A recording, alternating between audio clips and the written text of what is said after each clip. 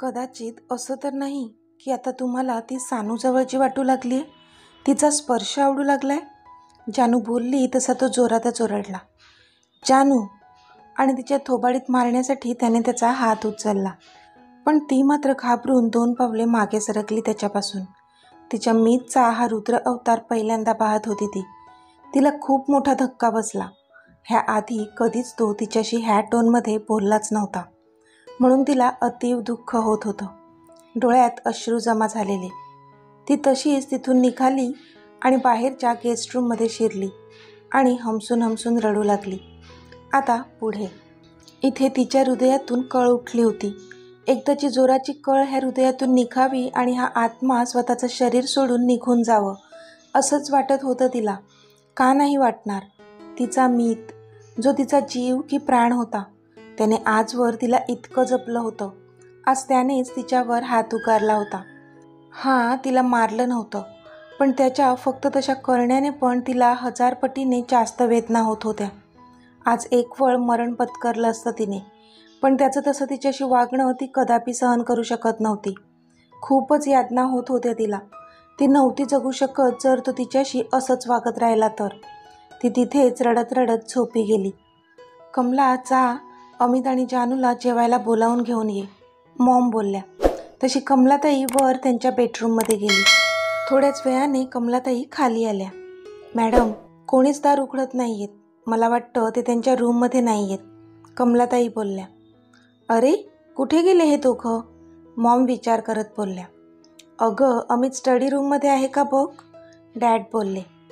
हो, मी बघून येते, मॉम बोलल्या आणि स्टडी रूमकडे गेल्या. अरे अमित, तू इथे बसलाय, चल जेवायला. आणि जानू कुठे आहे? मॉमने विचारलं. आय डोंट नो मॉम, आणि मला जेवायचं नाही आहे. मी ऑफिसमध्येच हेवी नाश्ता केला आहे, तुम्ही जेवून घ्या, अमित बोलला.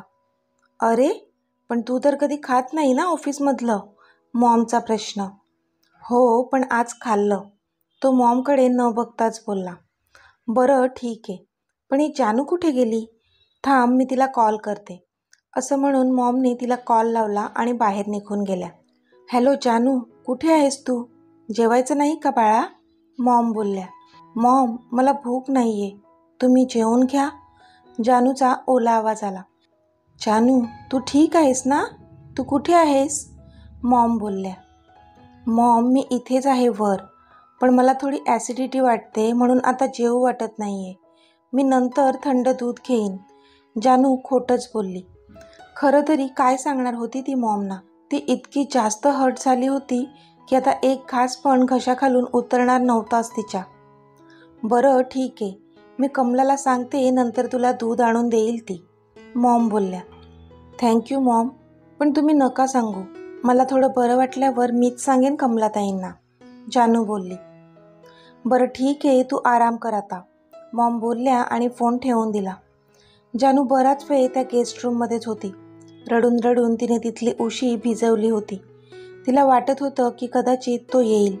ती जेवली नव्हती तर तिला घेऊन जाईन आणि स्वतःच्या हाताने भरवेन, अशा काही जास्तच अपेक्षा करत होती ती त्याच्याकडून. पण नाही, नव्हता आला तो. तिला तर खूपच वाईट वाटत होतं. हे का असं वागत आहेत, मला नाही सहन होत, ती मनातच बोलली आणि रडू लागली. पुन्हा तिचा डोळा लागला आणि झोपली ती तिथेच. बऱ्याच वेळानंतर ती दचकून जागी झाली. तिला कळलं की ती त्यांच्या बेडरूममध्ये नाही आहे. तशी ती पटकन उठली आणि लगबगीने त्यांच्या बेडरूममध्ये गेली. ती आत आली. तिने पाहिलं तर सगळ्या लाईट्स ऑफ होत्या. एक डिम लाईट सुरू होती. तो त्याच्या जागेवर बेडवर शांत झोपला होता. हिच्या बाजूने त्याची पाठ होती. तिला खूप वाईट वाटलं. म्हणजे तिला इतका त्रास झालेला तरीसुद्धा तो मात्र खूप शांतपणे झोपला होता. कसा काय शांत राहू शकतो तो, मला इतकं हर्ट करून? की कदाचित खरंच त्यांना आता माझी पर्वा नाही आहे? त्यांना काहीच फरक पडत नाही का? मला त्यांच्या अशा वागण्याने, अशा बोलण्याने वाईट वाटतंय हे त्यांना दिसत नसेल का? तिला पुन्हा हुंदका आला, पण तिने तोंडावर हात ठेवला आणि तिच्या साईडला बेडवर आडवी झाली ती. पण फक्त पडून होती ती तिथे. झोप काही केल्या तिला लागणार नव्हतीच. बराच वेळ तिथेच तशीच पडून होती ती, पण झोप नव्हती लागत तिला. सतत त्याचेच विचार मनात येत होते. तिने एकदा वळून त्याच्या बाजूने पाहिलं, पण त्याची पाठच होती. कुठे तिचा मीत, जो तिला मिठीत घेण्यासाठी वारंवार पाहणे शोधत असायचा, आणि कुठे हा असा मीत, जो एका नजरेने तिच्याकडे पाहत नव्हता. तिची तर अशी अवस्था झाली होती की तो बाजूलाच असूनही ती त्याला जवळ पण घेऊ शकत नव्हती. बराच वेळ ती त्याच्या पाठीकडे पाहत होती. कधी एकदा तो आपल्या बाजूने वळतो आणि आपण त्याला पाहतो असं झालेलं तिला. पण तिची निराशाच झाली, कारण तो एकदाही तिच्या बाजूने वळला नव्हता. त्याने खूपच जास्त हट केलं होतं तिला, खूपच जास्त. त्याने हात उगारायला नको होतं तिच्यावर. ती खूपच हट झाली होती, पण त्या दुःखापेक्षाही लाख पटीने जास्त प्रेम होतं तिचं त्याच्यावर. त्यामुळे आत्ता ह्या क्षणी त्याच्यावर रागावण्यापेक्षा त्याचा राग काढणं योग्य वाटत होतं तिला. कसंही करून त्याने आपल्याशी बोलावं वाटत होतं तिला. एकदा प्रेमाने जान म्हणून हाक मारणं अपेक्षित होतं तिला. स्वतःच्या मिठीत खट्ट जखडून ठेवावं असं वाटत होतं तिला. तिच्या दुःखावर तिचं प्रेम वरचढ झालं होतं. तिच्या भावना अनावर झाल्या आणि ती तिच्या जागची उठली. पूर्ण रूममध्ये अंधार होता. फक्त एकच डिम लाईट सुरू होता. ती हळूच चालत त्याच्या दिशेने गेली. तो एका कुशीवर झोपला होता. ती त्याच्या बाजूला जाऊन बसली. अंधारात पण त्याचा तेजस्वी चेहरा उजळत होता. थोडा वेळ तर ती त्याच्या तेजस्वी चेहऱ्याकडे पाहतच राहिली. न जाणे पुन्हा कधी असं एकटक त्याला पाहायला मिळेल काय माहीत, कारण तो तर तिच्या समोर उभाच राहत नव्हता. तिने त्याचा तो निरागस चेहरा तिच्या डोळ्यात साठवून ठेवला. हळूच त्याच्या केसांमधून मायेने हात फिरवला, पण तसं करताना पण खूपच भरून आलं होतं तिला. हा तिचा हक्क होता, पण आज मात्र तिला हे असं त्याच्यापासून चोरून त्याच्यावर प्रेम करावं लागत होतं. काय माहीत त्याला आवडेल की नाही. तिला तर रडूच आलं, पण तरी त्या भरल्या डोळ्यांनी ती त्याच्या चेहऱ्यावर झुकली आणि तिने तिचे ओठ हलकेच त्याच्या ओठांवर टेकवले. पण अजून तिचं मन काही भरत नव्हतं. ती तशीच त्याला न्याहाळत तिथेच बसून राहिली. पण म्हणतात ना, एखाद्या व्यक्तीच्या ओंजळीत थोडंसं सुख जरी देवाने टाकलं तरी त्याच्यावर समाधान न मानता त्या व्यक्तीला अजून जास्त सुख हवं असतं. तसंच काहीसं तिच्या बाबतीत होत होतं सध्या. तिचं मन काही केल्या भरतच नव्हतं, म्हणून त्याच्या बाजूला थोडं अंतर राखून पडून राहिली ती. त्याला बघत बघतच झोपली ती तिथे. रात्री कधीतरी तिला तिच्या पोटावर त्याच्या मजबूत हाताचा भार जाणवला. तशी हसली ती. झोपेतच होती ती, पण त्याचा तोच हात आता तिच्या पोटावरून फिरून वर वर जाऊन तिच्या पूर्ण देहावरून फिरू लागला आणि त्याचे ओठ तिच्या मानेवर पाठीवर फिरून तिला गुदगुली करू लागले होते. आधीच त्याचा हात पूर्ण देहावरून फिरून तिच्या शरीरात गरमी वाढवत होता आणि त्याचे ओठ तिच्या मानेवर पाठीवर फिरून तिला गोड शिरशिरी आणत होते. त्याने तिला त्याच्या बाजूने वळवलं आणि तो तिच्यावर आरूढ झाला. तिच्या मानेमध्ये तोंड खुपसून तो तिला किस करू लागला. त्याचा आवेग जास्त होता, पण तरी तिने त्याला घट्ट पकडून ठेवलं होतं. जणू काही पकडलं नाही तर तो तिला सोडून जाणार होता. त्याचे डोळे बंदच होते.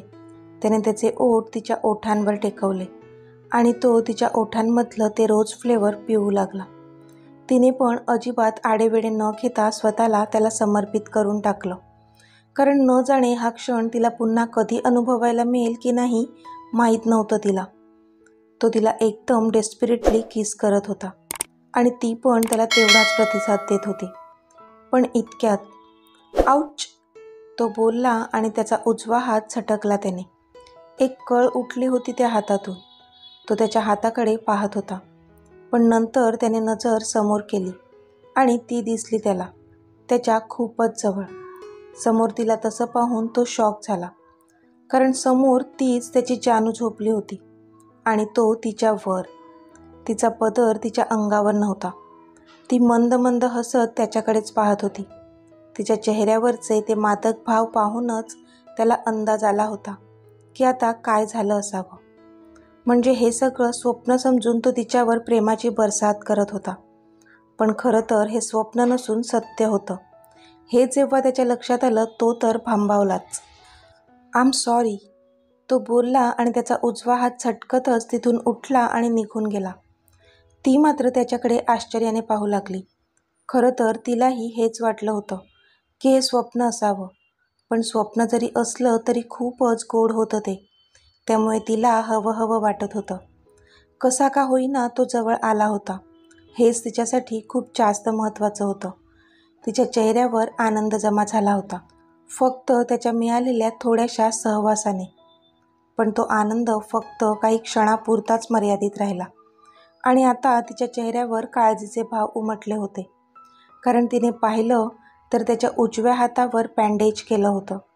आणि ते पाहून इथे मात्र तिच्या काळजात धस्स झालेलं. ती त्याला हाक मारणार इतक्यात तो बाथरूममध्ये शिरला. काय झालं यांच्या हाताला?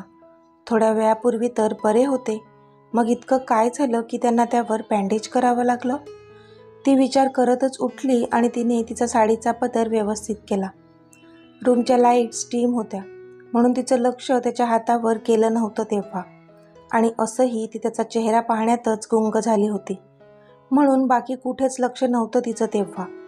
पण आत्ता मात्र तिने पाहिलं होतं, त्याच्या हाताला जखम झालेली आहे आणि म्हणूनच तिचा जीव वर खाली होत होता. ती तशीच रूममध्ये येरझाऱ्या घालत होती आणि तो बाहेर यायची वाट पाहत होती. जसा डोअर ओपन व्हायचा आवाज आला, तिने नजर वर करून तिकडे पाहिलं तर तो आता बाथरूममधून बाहेर आला होता. आपोआपच तिची नजर सगळ्यात आधी त्याच्या हातावर गेली. त्याला केलेलं बँडेज पाहून पुन्हा एकदा ती अस्वस्थ झाली. मीत, हाताला काय झालं? ती धावतच त्याच्या जवळ आली होती आणि त्याचा हात तिच्या हातात घेऊन खूपच काळजीने विचारत होती. नथिंग. त्याने त्याचा हात तिच्या हातातून खेचूनच घेतला आणि बोलला तो. ती मात्र त्याच्याकडे हतबलतेने पाहत होती, कारण त्याने एकदाही तिच्याकडे पाहिलं नव्हतं. मीत, प्लीज स्टॉप. मला सांगा काय झालं आहे तुमच्या हाताला? ती ओरडूनच बोलली. I don't want your concern. For God sake please leave me alone. तो चिडूनच बोलला तसा टचकन तिच्या डोळ्यातून एक थेंब पडला.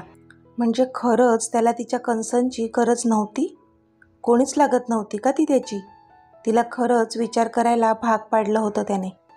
तो आता भराभर पावलं टाकून तिथून निघून जाऊ लागला, पण तोच ती त्याच्या समोर जाऊन उभी राहिली. मीत, मी तुम्हाला कुठेच नाही जाऊ देणार. ही आपली रूम आहे. का जात आहात तुम्ही बाहेर? मीत, का वागत आहात तुम्ही माझ्याशी असं? तुम्हाला माहिती आहे ना, मला खूप त्रास होतो तुमच्या अशा वागण्याने. असं काही घडलंय का माझ्या हातून ज्यामुळे तुम्ही इतके हर्ट झाले आहात? माझं काही चुकलंय का? तसं असेल तर प्लीज सांगा, मी तुमची माफी मागते. I am sorry. पण प्लीज तुम्ही असे परक्यासारखे तुटक तुटक नका ना वागू माझ्यासोबत. मला खूप जास्त त्रास होतो. तुमचं तर प्रेम आहे ना माझ्यावर, खूप जास्त. मी जान आहे ना तुमची. जर तुम्हाला नसेल आवडत तर मी त्या सानिकाला पण आता काहीच नाही बोलणार. तुम्ही हवं तितका वेळ तिच्यासोबत घालवा, मला काहीच प्रॉब्लेम नाही आहे. मी काहीच नाही बोलणार. मी कधी तुमच्यावर रागावणार सुद्धा नाही, कोणताच हट्ट नाही करणार. पण प्लीज माझ्याशी आधीसारखे वागा, मला प्रेम करा. एकदा मला तुमच्या प्रेमळ मिठीत घ्या. मी तर मरून जाईन अशाने मीत, जर मला तुमचं प्रेम मिळालं नाही तर. जानू हमसून हमसून बोलत होती. Stop all this nonsense and leave me please. हे सगळं थांबव आणि मला एकटं सोड प्लीज. तो चिडूनच बोलला आणि तिला ढकलून बाहेर निघून गेला. ती मात्र आवासून त्याच्याकडे पाहत राहिली होती. तिला विश्वास बसत नव्हता की तो तिच्याशी असंही वागू शकतो. तिला आता कळत नव्हतं की त्याला कोणत्या भाषेत समजावू की तो तिच्याशी आधीसारखा वागेल. ती तिकडेच बसून पडली आणि कधीपासून थांबून ठेवलेले अश्रू आता तिच्या डोळ्यातून वाहू लागले. इथे तो त्याच्या स्टडी रूममध्ये येऊन बसला. आता घड्याळात 4 वाजले होते. त्याला थोड्या वेळापूर्वीचा प्रसंग आठवला, जेव्हा ती त्याच्या मिठीत होती आणि तो तिला डेस्परेटली किस करत होता. त्याने त्याचे डोळे कच्च मिटून घेतले. पण मला तर वाटलं ते स्वप्न असावं. मग जानू कधी येऊन झोपली माझ्या शेजारी? ओ शिट, तो मनातच बोलला. मग त्याची नजर त्याच्या त्या उजव्या हातावर गेली, ज्यावर सध्या बँडेज केलं होतं. तसे त्याचे डोळे पाणावले, पण ते अश्रू त्या जखमेमुळे होणाऱ्या वेदनेचे नव्हतेच. त्या वेदनेसाठी होते जी त्याने त्याच्या प्राणप्रिय जानूला दिली होती, तिच्यावर हात उगारून. आणि त्याचीच शिक्षा त्याने त्या हाताला दिली होती. काही वेळापूर्वी त्याने त्या स्टडी रूममधल्या टीपॉयवर चोरातच हात आपटला होता आणि त्या टीपॉयची काच फोडली होती. अजूनही त्या काचा सगळीकडे विखुरल्या होत्या. पण त्या काचांच्या तुकड्याहून जास्त तुकडे तर त्याच्या हृदयाचे झाले होते. जेव्हा त्याने तिच्यावर हात उगारण्यासाठी उचलला होता, तिच्यावर हात उचलूच कसा शकत होता तो? स्वतःचाच भयंकर राग येत होता त्याला. तर मित्रमैत्रिणींनो, आजचा भाग तुम्हाला कसा वाटला ते मला कमेंटमध्ये सांगा. आणि जर आवडला असेल तर व्हिडिओला लाईक करा, शेअर करा आणि चॅनलला सबस्क्राईब करून बाजूची घंटी नक्की दाबा. चला तर भेटूया आपल्या पुढच्या भागात. तोपर्यंत धन्यवाद.